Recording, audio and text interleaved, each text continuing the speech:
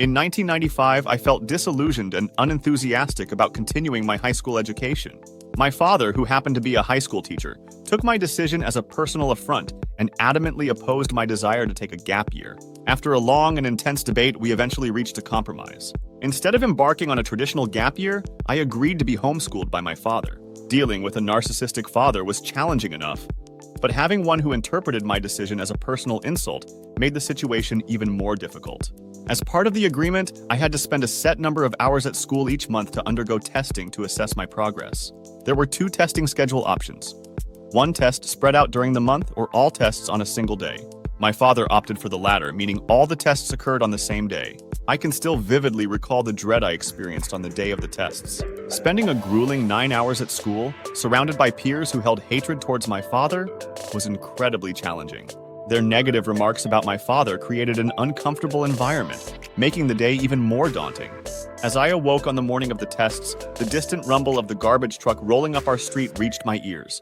My father, entangled in an ongoing feud with the garbage collector, firmly believed our garbage bag should be collected, even if it wasn't placed at the curb's edge as they demanded. Fueled by resentment, he declared, "He won't get away with it this time," and hastily went downstairs and out to our driveway to confront the garbage collector. As everything unfolded outside, I was tidying up my bed, anticipating the impending doom of what could be the worst day of my life. In a sudden instance, my ears perked up as I heard my father enter the house, followed by the resounding slam of the outer door and an unexpected thud, accompanied by an unsettling sigh that resembled a deep moan. Without delay, my dog Bella dashed towards the staircase to the second floor, emitting an eerie whining sound that I had never heard before. Alarmed, I swiftly looked down the stairs to investigate, only to be met by the distressing sight of my father sprawled unconscious from a heart attack on the final steps. 2 agonizing hours passed before the ambulance arrived at our remote location. The delay was due to the ambulance driver being caught in the midst of his daily chores.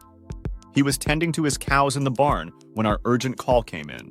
After hastily changing from his work attire into his ambulance uniform, he embarked on a 20-minute drive to collect the pregnant doctor. Subsequently, they undertook a grueling hour-long journey to reach our residence. Upon their arrival, we found my father still clinging to life, but in a critical state. The situation's urgency led the doctor to order an airlift by helicopter to Namsos Hospital, a 30-minute flight away. Given the doctor's pregnancy, it fell upon my mother, the ambulance driver, and myself to carefully and urgently transport my father on the stretcher to the waiting ambulance. Subsequently, they embarked on a tense 40-minute drive to find a suitable landing spot for the helicopter, while I chose to stay at home. My decision to stay at home was twofold. I knew enough about helicopters to know that there was no guarantee there would be room for me, in addition to the crew, my mother, and my father. So I would be safe from being stranded a 40-minute drive from our house while my parents were flown to the hospital. But I also knew the best way to deal with the situation was to stay home waiting for the outcome, whatever that might be. I was still deeply involved in the New Age when this happened, but I had never lost contact with Jesus. I remembered my grandmother's advice. When you are scared or in trouble, talk to Jesus. When the ambulance had driven away, I did just that. I took communion for the first time in my life, and I felt the presence of Jesus enter the house. I still did not know what would happen, but I felt safe, which was the most crucial part. In addition to taking communion, I did what many New Agers would do in a situation like that. Try to manifest a positive outcome. Later that evening, my mother returned from the hospital, telling me he was still alive, but he would soon require a triple bypass and aortic valve replacement surgery. During those earlier years, my understanding of faith involved living as though I had already achieved the positive outcome I longed for. However, as time passed and I identified as a Pentecostal, faith became an elusive and challenging concept. Surprisingly, I experienced more tangible results of my faith when I was part of the New Age movement, as opposed to my time as a Pentecostal. The reason behind this paradox is quite intriguing. The Hebraic type of faith emphasizes action over mere belief. This approach is reflected in Jesus' teaching. When you pray, believe you have received it, and you will receive it. In practical terms, Hebraic faith involves praying and taking actions consistent with the belief that the prayer has been answered. This active approach is believed to be the key to receiving the desired outcome. Greek Hellenism has been a strong influence in mainstream evangelical Christianity. Within Greek Hellenism, faith is often understood as being rooted in facts rather than solely in actions or deeds. This distinction becomes apparent when we use phrases like standing on the promises of God, In this context, we expect these promises to be fulfilled not because of our own actions, but because of Jesus' redemptive work. In mainstream evangelical Christianity, the object of faith is what Jesus did. In Hebraic culture and Judaism, the object of faith is what we do because of what Jehovah promised. The main difference is this. In Hebrew culture and Second Temple Judaism, the object of faith is our actions in response to Jehovah's promises. From there follows the idea that if Jehovah promised it because of what we do, we of course trust him to already have met our needs before we see it ourselves. When my father had a heart attack, I made a conscious effort to envision a favorable outcome by living as if it had already occurred. However, upon reflection, I realized that my actions lacked a deep understanding of the covenant and Jehovah's promises.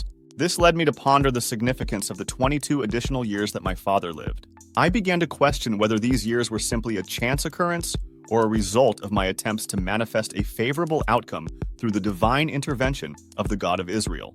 As a Pentecostal Christian, the healing was possibly a result of chance or a deceptive act by the devil aiming to maintain my involvement in the New Age movement. From my understanding as a Pentecostal Christian, I have learned the importance of making accurate confessions and adhering to sound doctrine.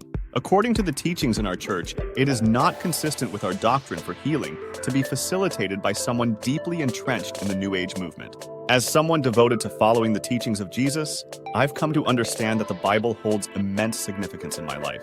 In my pursuit to comprehend the scriptures that Jesus himself studied, namely the Old Testament, I've encountered the concept of divine intervention by Jehovah, the God of Israel.